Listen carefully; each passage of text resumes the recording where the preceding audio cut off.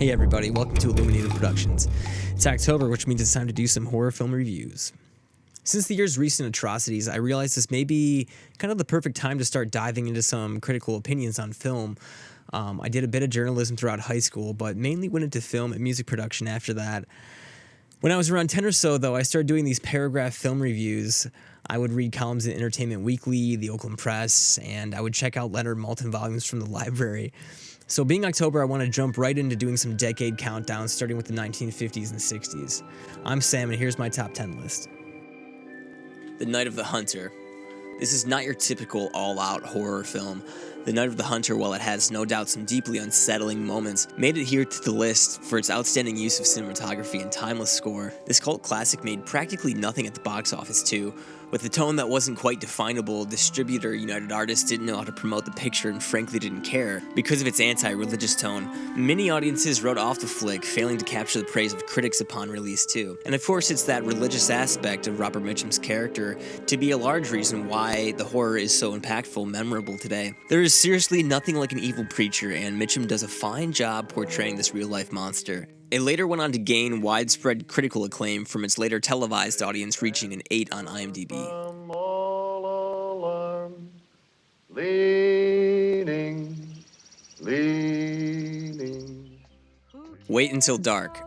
Audrey Hepburn stars as a blind woman who, despite her recent ailments, is written and played with a lot of strength and intelligence in this suspenseful gem. Complete with a terrifying ending, Wait Until Dark really scared me to pieces when I first saw it. Another pick that isn't your typical horror film. The thrills, build-up, and performances make it really feel like an anxiety-inducing experience, one which lingers long after its initial viewing. The film reminds me of a kind of early version of Panic Room by David Fincher, but with more chills. The plot begins with some drug-smuggling villains who end up mistakenly leaving their goods with Susie, Audrey Hepburn's character, and her husband, who end up playing a deadly game of cat and mouse with the antagonists. This film was based on the novel with the same name by Frederick Knott, who was an English playwright who wrote such films as Dial M for Murder, which is evident here. The film does feel like a tightly woven stage play, which I can always appreciate. Directed by Terrence Young, this box office smash was a huge critical success as well. I found the film a bit too paceful towards the beginning half, but there's a delicate and eerie score that helps pick up the slack, alongside co-star Alan Arkin as the lead villain, who shows he's capable of really scaring us. Keep tapping. Diabolique. It seems there's a theme on this list with not necessarily scary duration, but in heart-stopping moments, that's really all you need to sell a scary film here. The right build-up and a few minutes of shock, twist, and awe to undo all the expectations right from under you. Sometimes less is more in the French horror film, really paying some hard punches to the gut, even if it has a somewhat soporific approach to its story. It certainly draws its patience out with a runtime at just over 2 hours, which is why it's not a little higher on this list, despite it being Alfred Hitchcock's favorite horror film of all time. In fact, he just barely lost out on a bid to adapt the novel himself. The film is said to be a large inspiration for Psycho.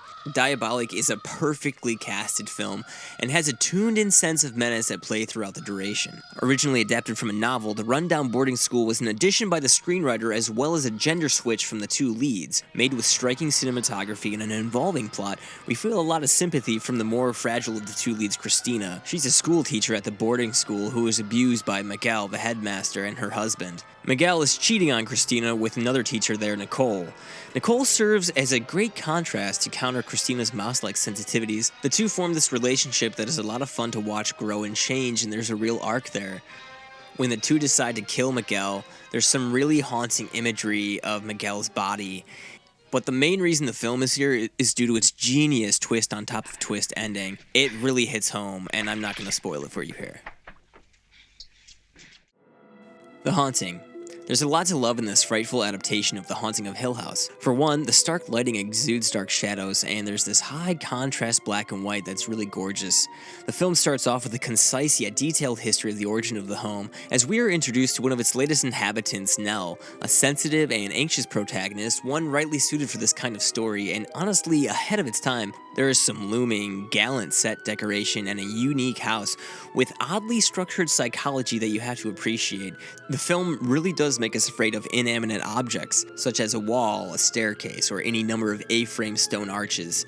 The haunting does hit a bit of a lull near the midpoint, which is partly why it's not a little higher here. But I must say, I love how old films focus hard on character and story. They take their time a little bit more and craft their dialogue out in almost a gratuitous sense, but we learn about the characters more and we care about them because of that. As we are almost always hearing the thoughts and voiceover of Nell, there's great sense of empathy to really make the terror of the material come to life. I was really impressed by the state-of-the-art sound effects, plentiful production value, and its ability to stay stimulated within just a few characters. While I also did find the climax a bit lackluster, as no film is perfect, the woven psychology behind the concept was lovely and the ending was perfectly creepy to solidify its slot here.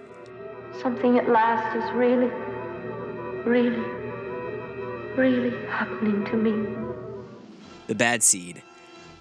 Led with a blunt, manipulative, and young Rhoda, played so impressively by Patty McCormick, supported and grounded with a sympathetic mother, acted with great awareness and suspicion by Nancy Kelly, and knit together with intelligent and captivating dialogue, The Bad Seed holds up remarkably well. McCormick and Kelly play tug-of-war for power relentlessly, as either character is capable of surrendering their convictions, making some gripping drama. Later we find out the odd behavior of Rhoda may be due to a genetic disturbance. The mother and daughter share the blood of a serial killer. I found the film generous with character depth. As if we were watching a stage play by Tennessee Williams, its pace confidently eased, yet full of shocking turns. The film features a frightful and poignant score and wonderful costumes and hair, specifically on Rhoda. Again, what a terrifying performance. Her wide white eyes, pitch-perfect getup, and her nuanced take really drives the picture. The Bad Seed paved the way for an entire subgenre of evil children. The film was a success with a 1-to-4 budget and earnings ratio as well, and there were some noted nominations to the two leads, as well as a cinematographer by the Academy.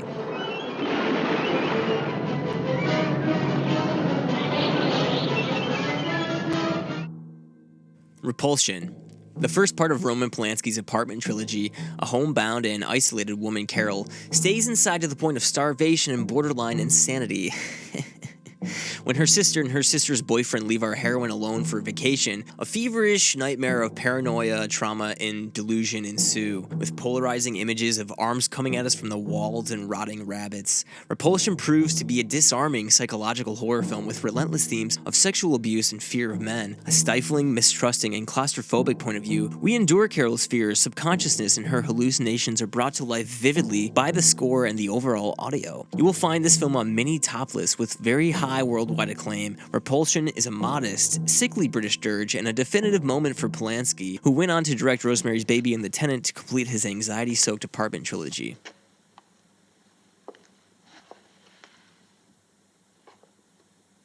There's somebody there. I can see your shadow. What's the matter? I just want to talk to you, that's all.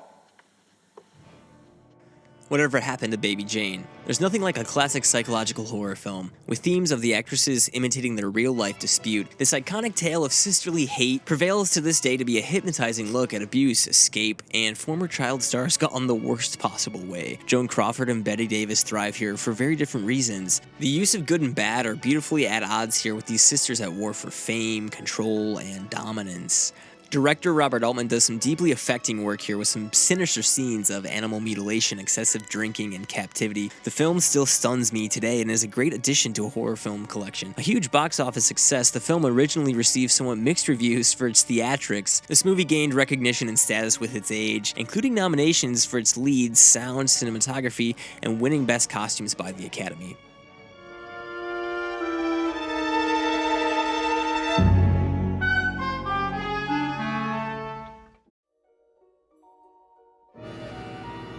Vertigo.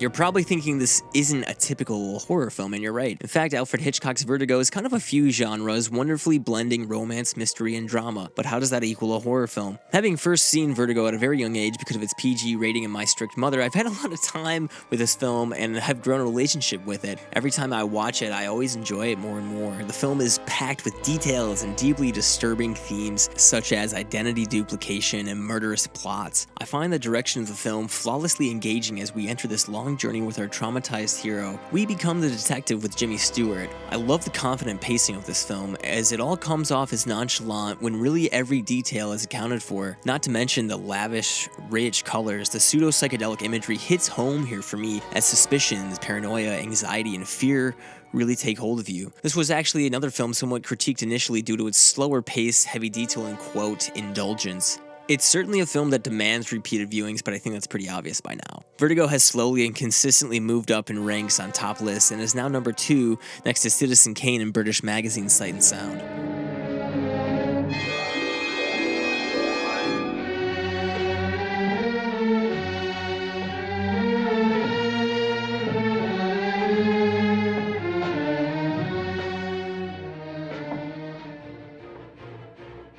Psycho.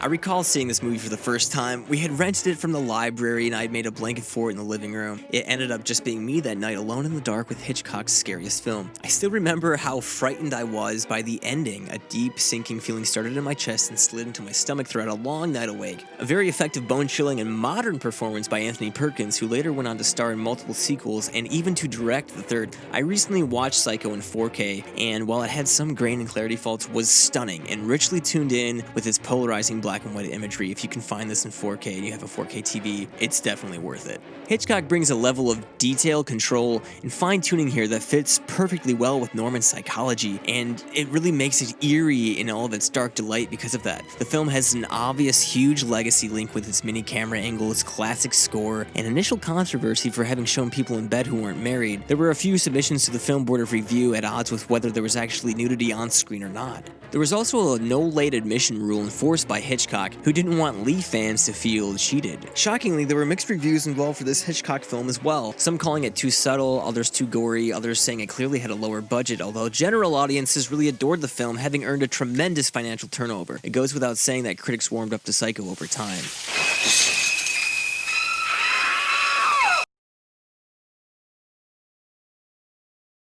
They're coming for you.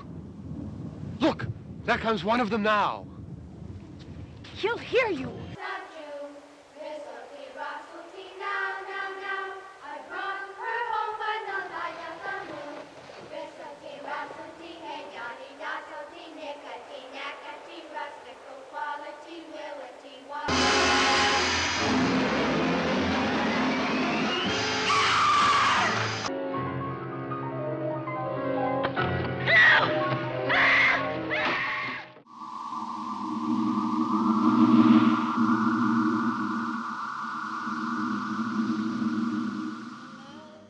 Rosemary's Baby. This film still scares the daylights out of me. I remember when I first saw it alone in the den at midnight during a blizzard. Never have I been more frightened by a sinister and luring premise. We enter the shoes of newlywed Rosemary Woodhouse, played with remarkable conviction by Mia Farrow, and are almost instantly questioning her reality. When Rosemary and her husband get their new expensive apartment, it comes with an additional cost of its previous tenant having committed suicide there. Their neighbors, heard chanting next door, become real chummy all too easily with Rosemary's husband as we embark on an enduring, horrifying journey of the truth. Rosemary, despite all of the unease, becomes pregnant during a nightmarish sequence, causing great controversy for the film. The paranoid themes are apparent throughout the picture and are inherently disturbing and perfectly manipulated to come at us as though appearing without effort, when it really is all meticulously designed by its characters. Whew.